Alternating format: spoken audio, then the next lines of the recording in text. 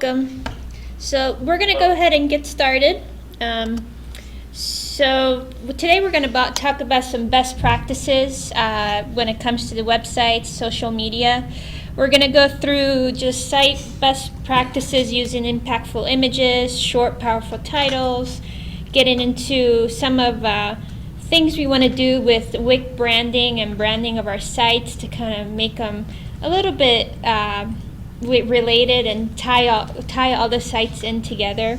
Talk about some social media, Pinterest and Flickr, as well as Facebook, Twitter, widgets, talk about some widgets, as well as some of the effective newspaper sites that we've been working on that we want to share that with you. And also show you 2 email templates that we think are a benefit that maybe we should use if you guys are using MailChimp or any other email service, newsletter email service that we think is a benefit. So to get started, let's go in here. So the one thing I want to talk about first off is site best practices. Just nowadays, it's better to have a simplistic site, a clean site. It's also a big thing of using what is sans serif fonts instead of fancy fonts. Fancy meaning like title, taking off those little tails there, and just making it very simple and clean looking. We also have to think about how mobile is first, how nowadays the consumer, just like me and everybody else in digital, really searches on their mobile site, on their template, on the tablet. So we should be very aware on how our sites are looking into mobile as well. And one thing that we want to do is actually go into all the sites, their mobile sites, and just look at their advertisement and how it's placed. And because sometimes we've noticed that ads on the sites, on the mobile sites, are kind of bunched up together. So one of our goals is to get in there and make them more spread out, so it's a benefit to the consumer and they don't get bombarded with just a bunch of ads in one viewing. Also, we think it's very effective to have less scrolls on a website. What we're talking about, let me get into our Daily Herald here, is one of our sites that we've been testing and trying to redesign into the best practices. So when I mean less scrolls is basically the Daily Herald has 1, 2, and not even a half scrolls. And that's a great benefit and a best practice because not everybody wants to read or keep scrolling in just on a one page. And also showing imagery, like impactful imagery, big fonts. Again, this site is all sans serif fonts, keeping it simple, getting rid of backgrounds because it does make a difference with showing the slideshow and showing the impactful images. As well, we're trying to get all of the Wix sites to really follow kind of not the same look, but really follow a format like this.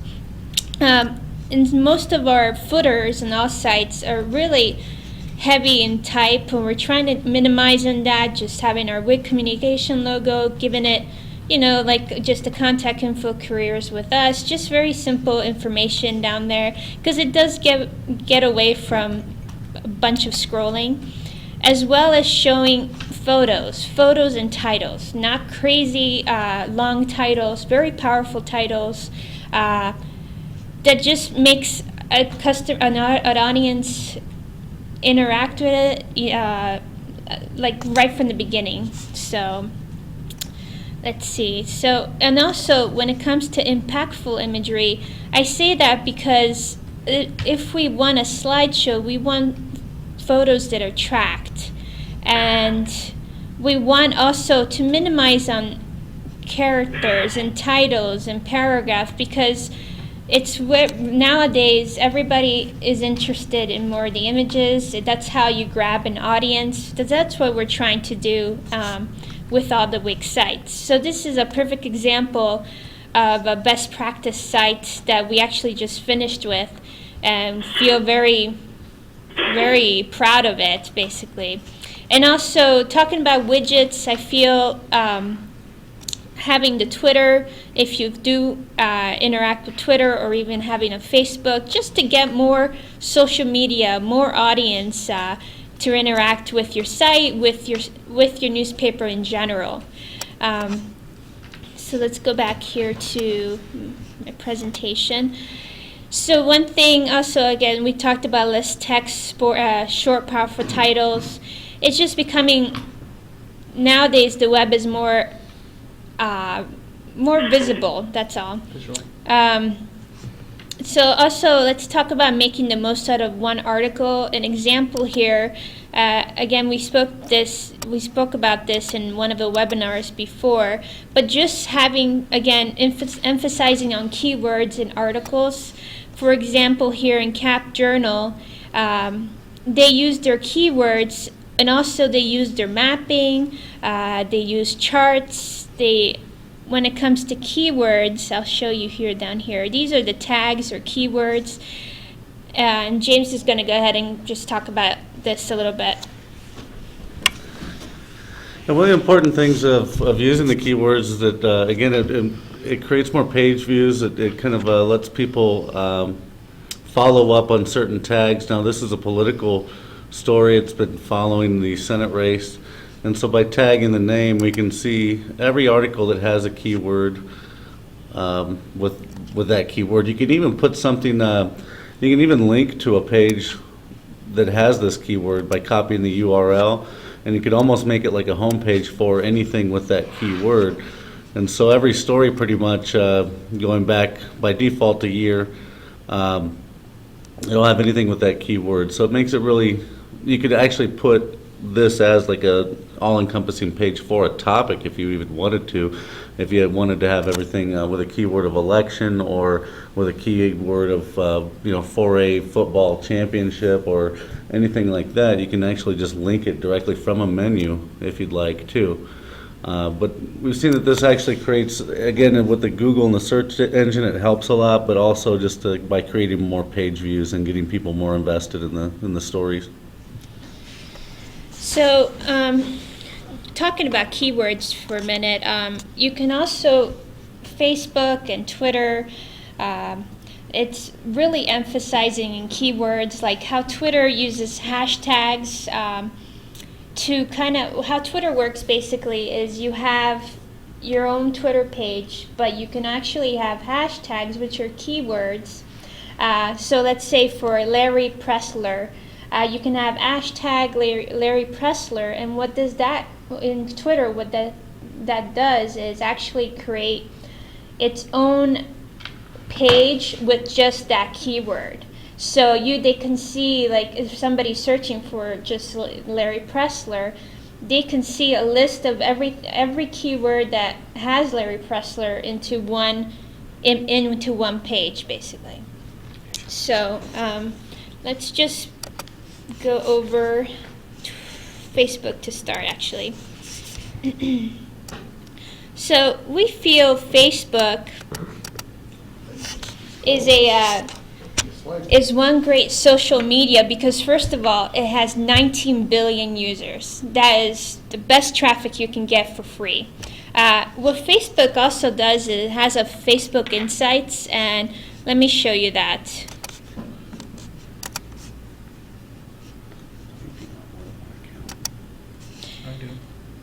So, okay, so for now we're good. This is Sahuarita, Arizona Sun. And when I'm talking about insight, if you go to see insights here, you can see what which post has been reached, how many people have actually seen it. You can actually do a boost post if you want to pay a little bit of money to boost it out to more an audience. Like they go from $5 all the way to your choice. But if you pay $100, it actually reaches an audience from 9,600 to 25,000. That's an option. That's the only payment that Facebook really charges. Everything else is basically free.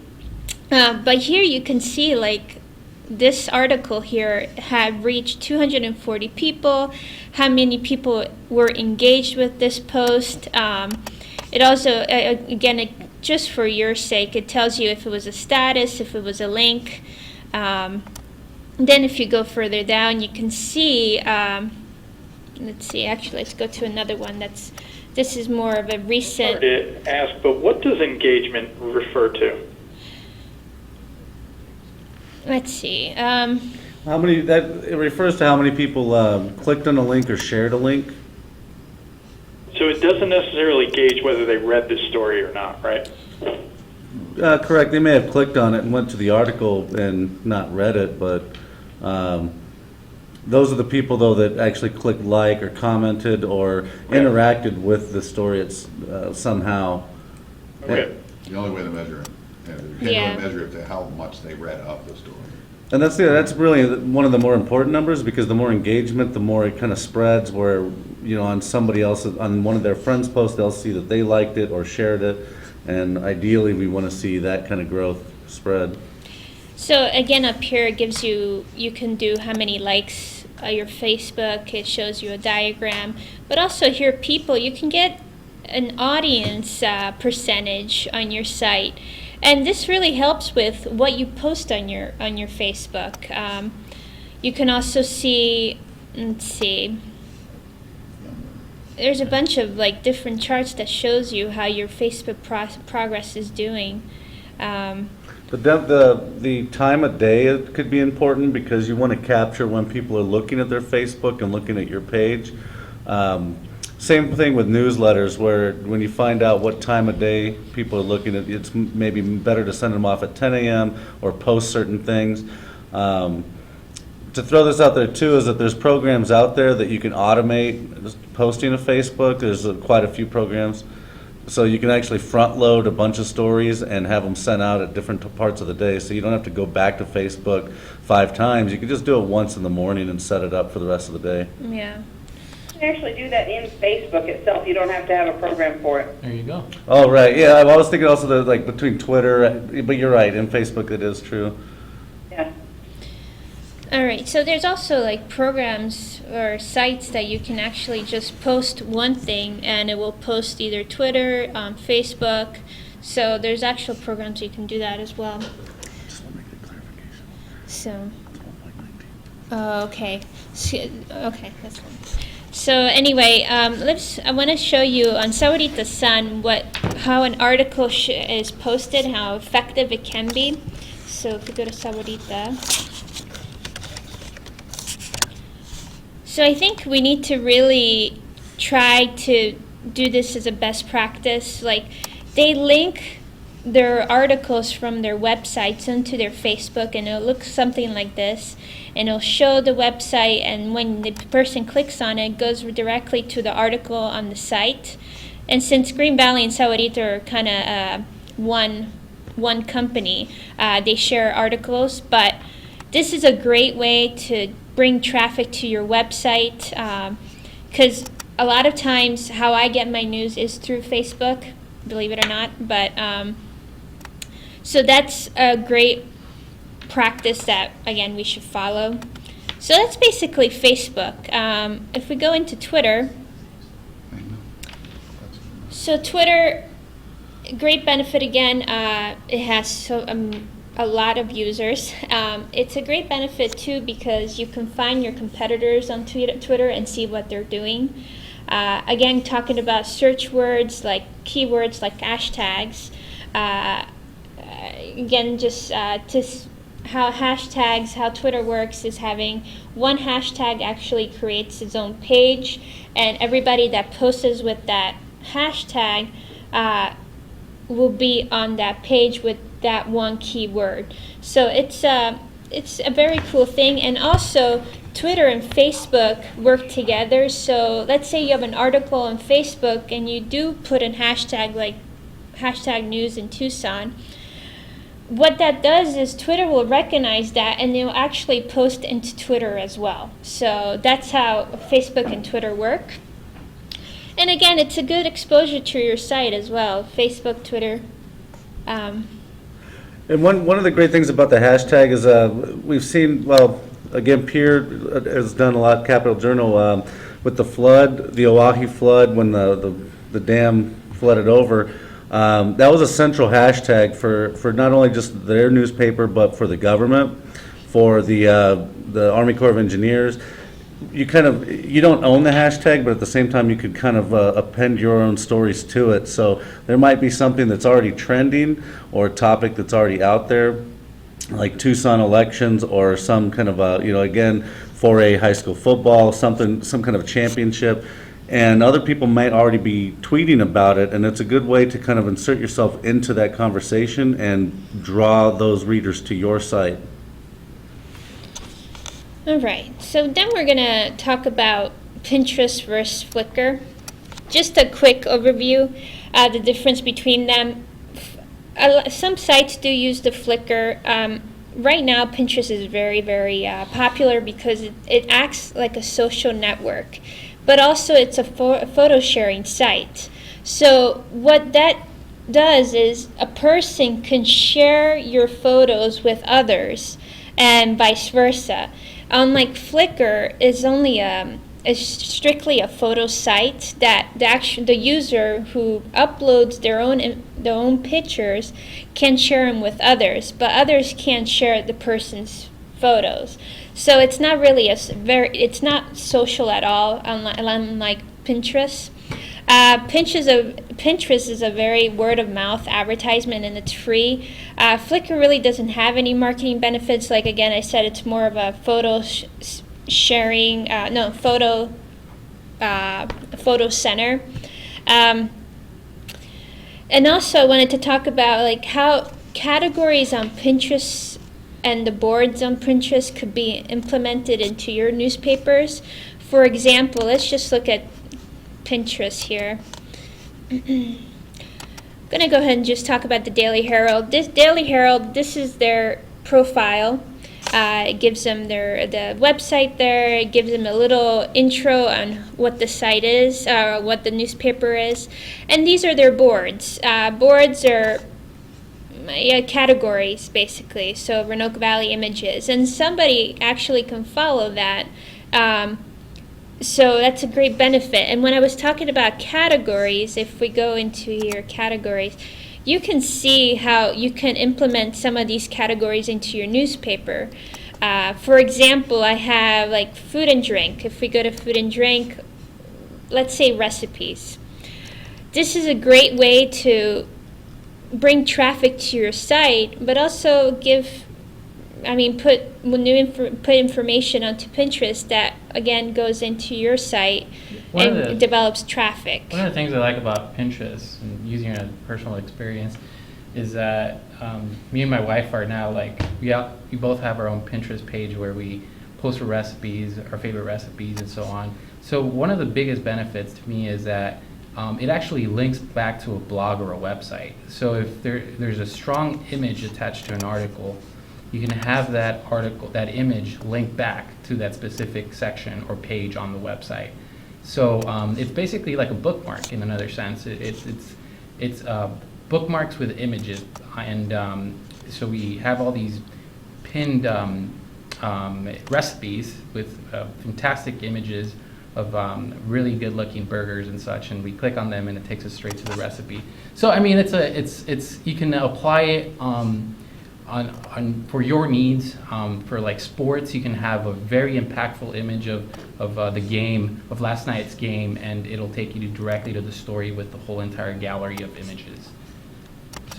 So here, what Chris is explaining here. So if I click on salted pretzels caramel, it'll take me to the site, their own website, and to the article. So it's just a social media way for others, because the thing with social media is when a person is just looking, well, with me, when I look at Pinterest, I get from where I wanted to search to what I had no idea I wanted to look at. So basically, it just spreads your search more and gets you things, or gets you articles that you never thought of in the first place that you wanted to read. So so that's what Pinterest is. Let me see.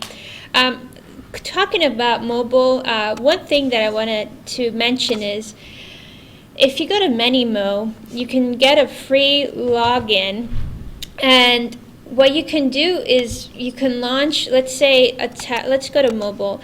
These are a bunch of templates that you can view your site on. So let's just look at this one. So this gives you just a preview of how your mobile site looks on the mobile phone. This is an Android mobile. So it's basically just like a mobile phone. So let's just go to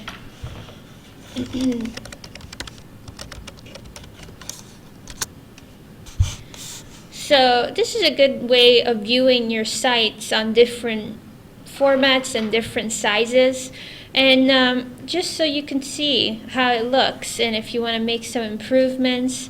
So Menimo does that, and it's a great, this is something that we use here, and you could just click on another one. You can do horizontals. So I really recommend using these emulators because some of us only have a smartphone, some of us only have a tablet, and we don't really know what others are looking at. So it's a good way for you to see how that advertising or that article looks on a tablet or a smartphone. So it's an extra tool that you can use. And just to add to what we were talking about earlier, on Twitter, about 95% of Twitter traffic is on a smartphone. And on Facebook, it's about 85%. On Pinterest, it's less than 10%, and it's mostly on tablets. So those are the kind of like the devices and how people look at those types of social media. So when they see a link to us on any one of those three, it's important that it's formatted correctly and that the story looks right, that the headline maybe is the right format and so forth. And then lastly, I would add about mobile is Pinterest gives us traffic at nighttime and gives us traffic on Saturday and particularly Sunday that we normally don't get. And on mobile, it's day in and day out. Twitter is 24/7. The other thing that I would add about Twitter is you have heavy influencers on Twitter. There are certain people in every market that are really big Twitter followers and posters. So they're all a little unique that way, but they all relate back to mobile.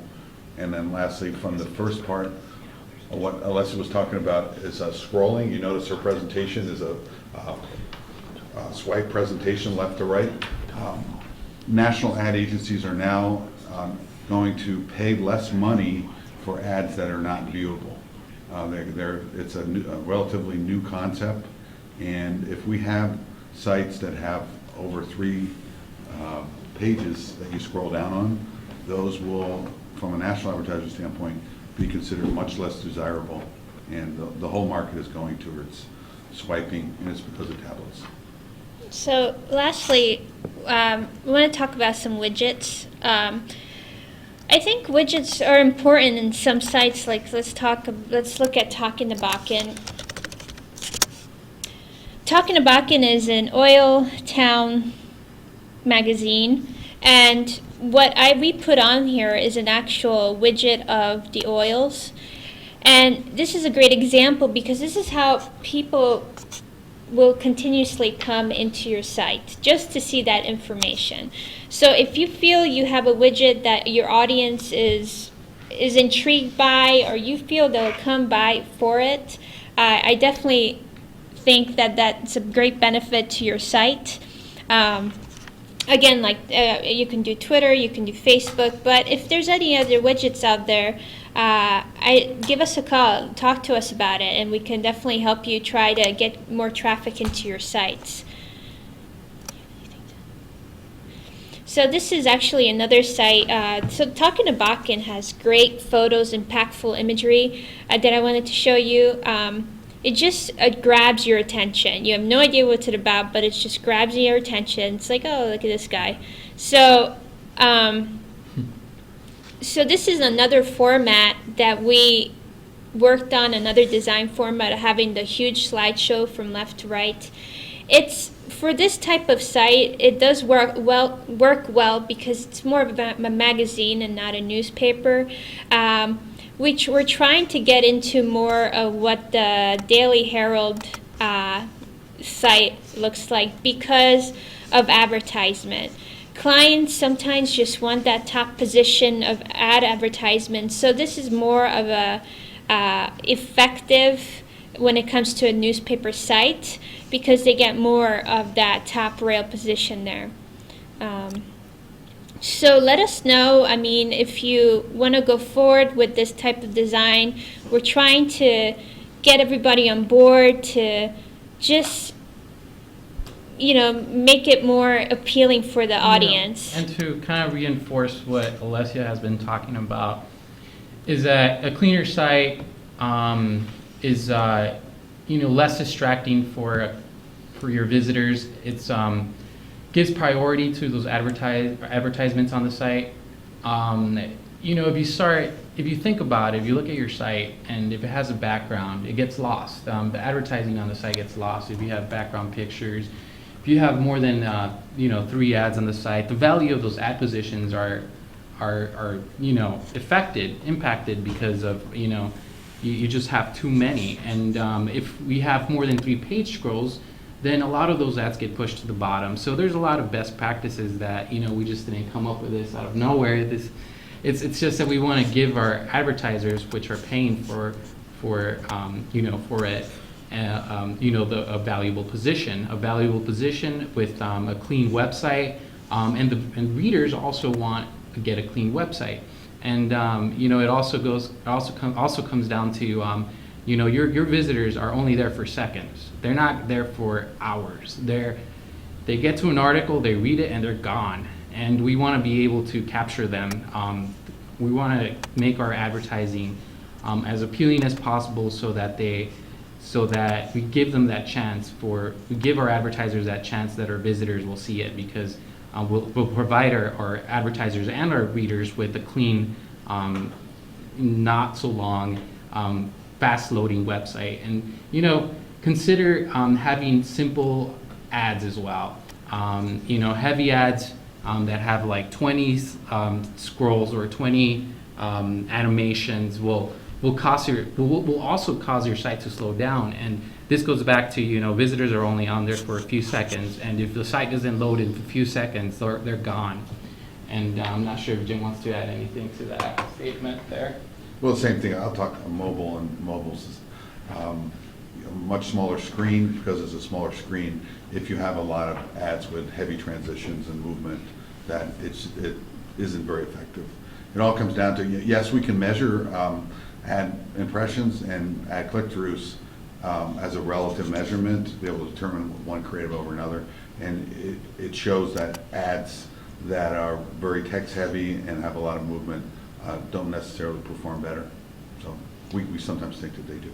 And here is actually an example of how Twitter, like Anchorage Press, how they posted, and this is their keyword, Travel Tuesday. So if I click on that, it will bring me into a page of just all the results that have the hashtag Travel Tuesday.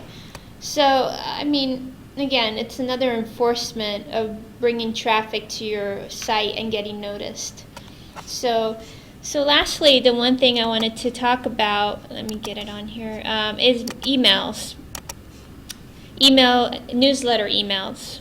So quickly, this is a perfect example of an effective email site because it's short, it's to the point, it has some information, and that's it. Like we've noticed some of the templates for the sites are pretty long. So there is, if you're using MailChimp, there is other templates that are shorter, that are more effective, that maybe you guys can consider using other than the ones you're using now. But that's just something quickly that I wanted to show you. Yeah, and we're also working on enhancing your newsletter templates.